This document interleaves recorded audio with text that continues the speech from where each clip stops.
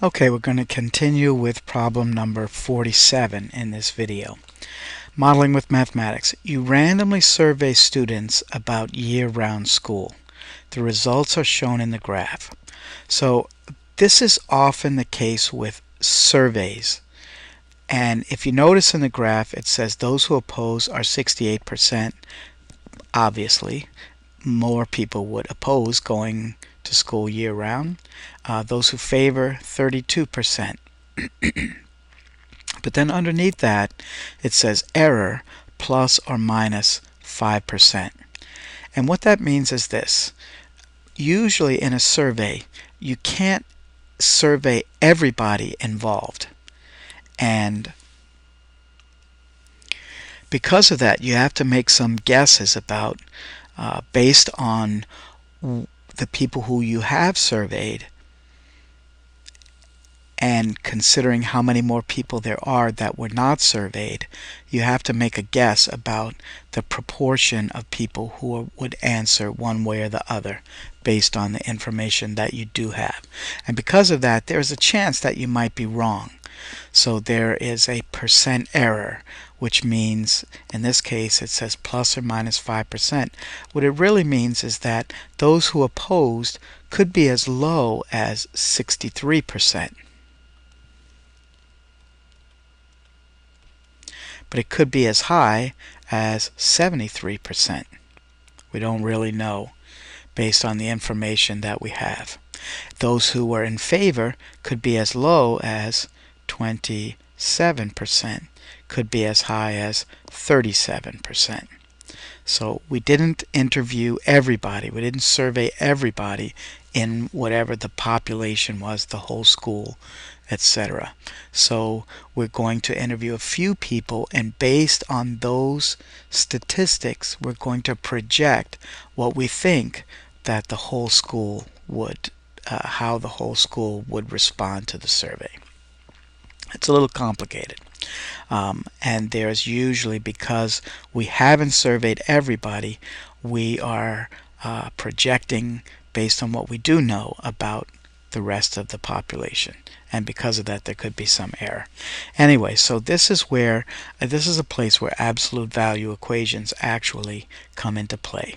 So what we want to do here first of all is write and solve an absolute value equation to find the least and greatest percent of students who could be in favor of year-round school.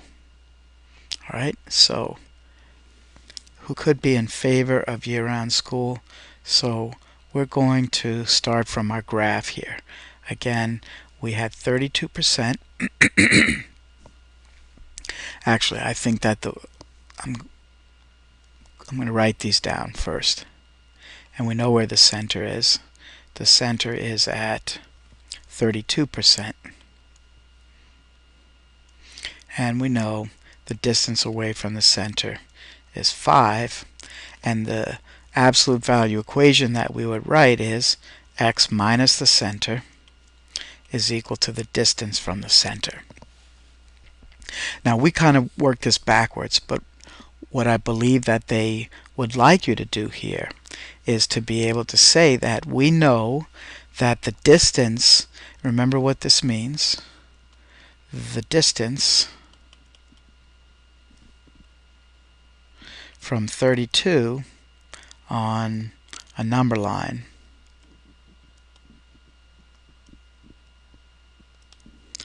is 5 units. It might be 5 units more, it might be 5 units less. So what are the numbers whose distance is 5 units away from 32 on the number line?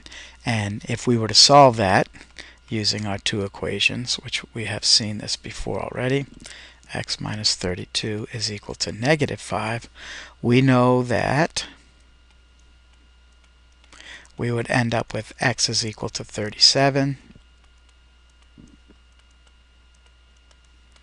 or x is equal to 27. And that's kind of where we started with back at the beginning there. So we could start with an equation.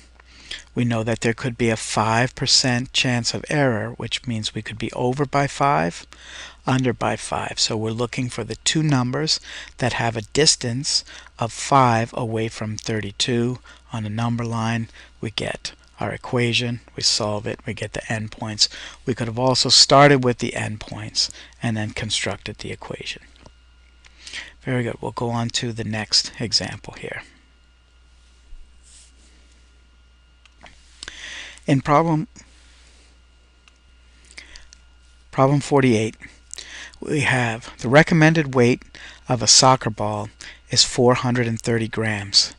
The actual weight is allowed to vary by up to 20 grams,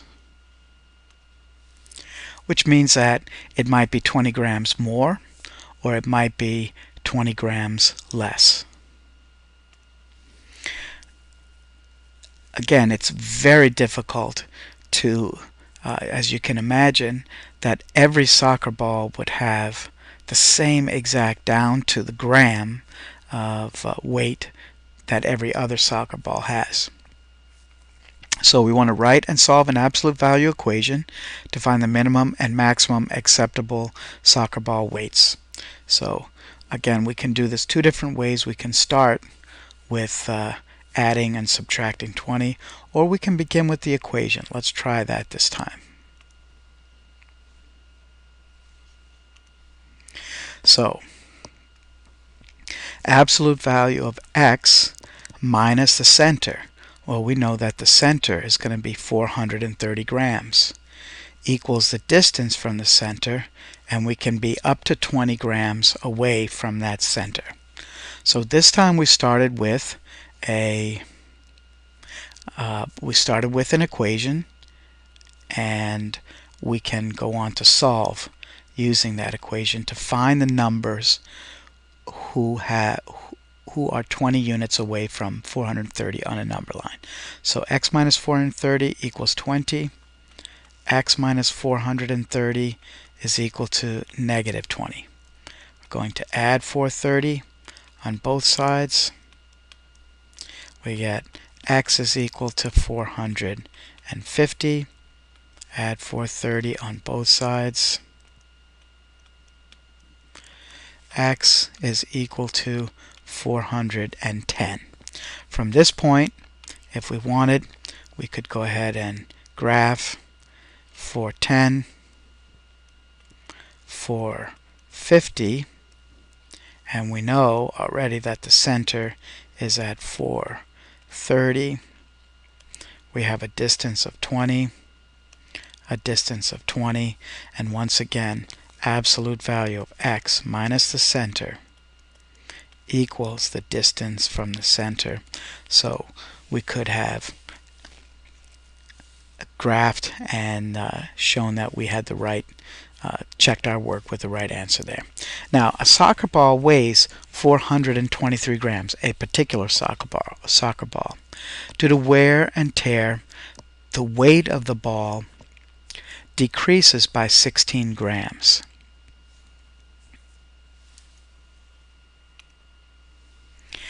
Is the weight acceptable?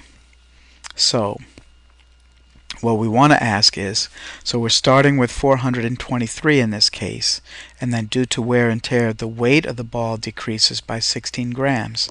So we would subtract 423 minus 16.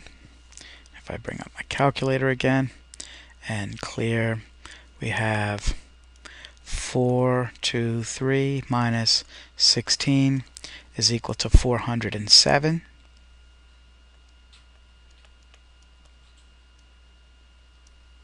And so, is that an acceptable weight? And by looking at our graph, since 407 would be outside of the interval, the range from 410 to 450, we would say it's not acceptable.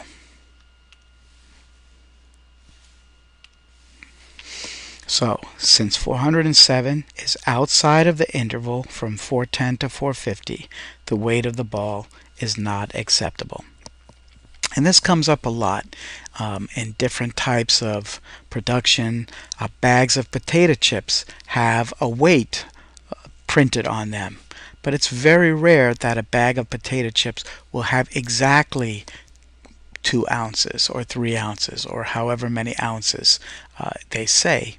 And when a manufacturer creates the potato chips, the bags of potato chips, they're always looking for those bags that will fall above or below the acceptable range. They don't want to give the customer too much, nor do they want to give the customer too little. So this is a very common type of calculation that's done in any type of manufacturing, especially with food products, but also with other types of manufacturing.